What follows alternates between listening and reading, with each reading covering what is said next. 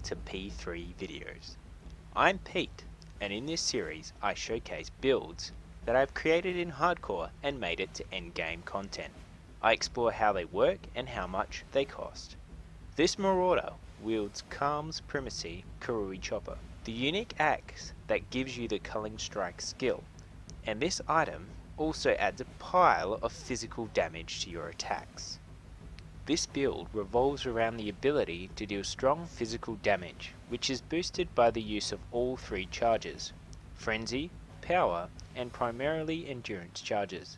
Damage is generated using the Sunder ability to kill normal, magic, and rare monsters, and is supported by the Fortify support gem, which not only improves survivability, but also damage when coupled with the Juggernaut Ascendancy ability, Unyielding, and the passive skill node Rampart. These give a total of 45% increased physical damage and 45% increased damage while you have Fortify. Although high life rare enemies and bosses may survive initial strikes, this build mainly focuses on survivability through the use of high amounts of armor, health, and endurance charges, granted by the unflinching and unrelenting ascendancy skills and conduit passive skill nodes. Fortunately, the ancestral Warchief skill is also used to increase damage output, and when coupled with faster attacks, added fire damage, and ruthless support gems, it adds high damage that effectively takes down tougher enemies.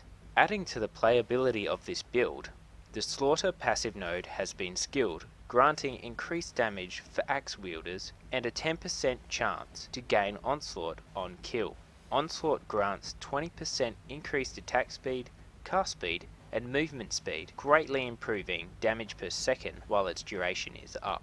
The defensive powers of this build increase by having a cast when damage taken gem linked with Warlord's Mark, Immortal Call, and Molten Shell. When a certain amount of damage is taken, all three of these skills are triggered. Warlord's Mark curses enemies, giving life and mana leech on hit, and a chance to grant an endurance charge on kill.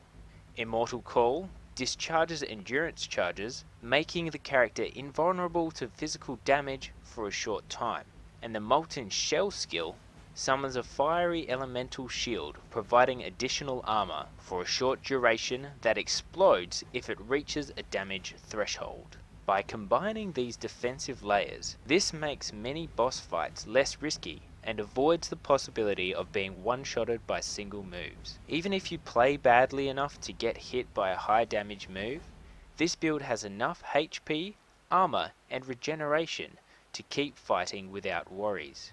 Additionally, this build uses two gems to boost the Marauder's damage further: the Herald of Ash gem and the Hatred gem.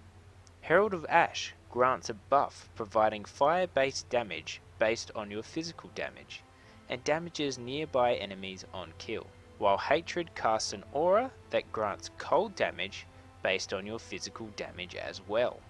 These skills synergize perfectly with the Calm's Primacy Karui Chopper and with Sunder. Note that the Resolute Technique Keystone is out of the question, as this build uses power charges to gain extra damage and critical strike chance, so picking it up will nerf any power charges gained from the conduit skill nodes. There may be some issues with damage at higher tier maps, so skilling into damage areas on the skill tree is of vital importance after level 70, and making sure that you look out for rings, amulets, helmets, and jewels to bolster your life, resistances, and defenses will help you stay alive against those tough boss fights. The unique items you'll need for this build in order of importance and how difficult they may be to find or buy from other players are two axes: the Blood Reaper Headsman's Axe and Calm's Primacy Karui Chopper.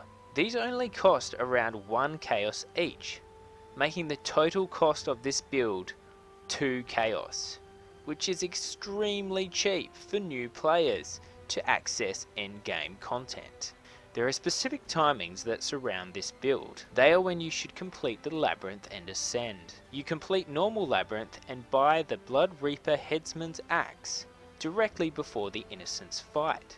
The Blood Reaper Headsman's Axe drastically increases your damage per second, and it makes the Innocence fight much easier.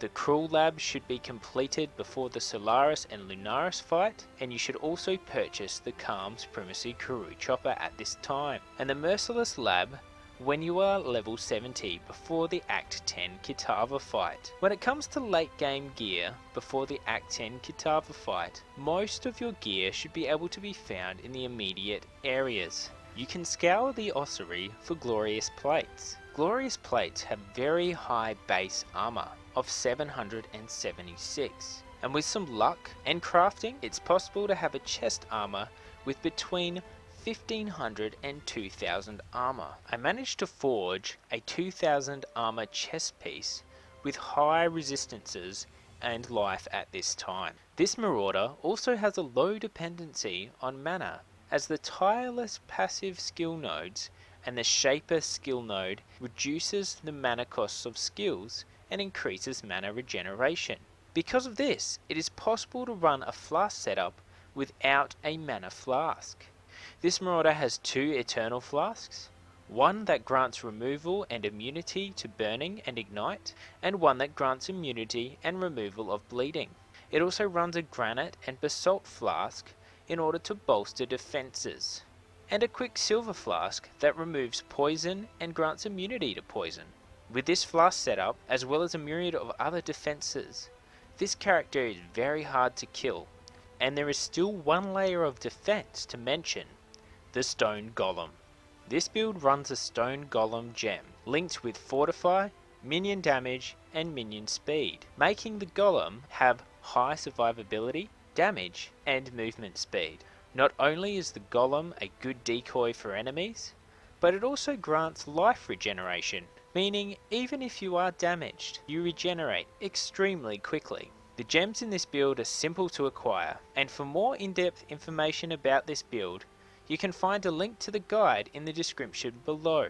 If you have any suggestions for this build, or another hardcore viable build that I should make, write a comment below, and I'll take your advice into consideration. Thanks for liking and subscribing to my channel, it really helps me a lot. And most importantly, thank you for watching. I'll see you next time at P3 Videos.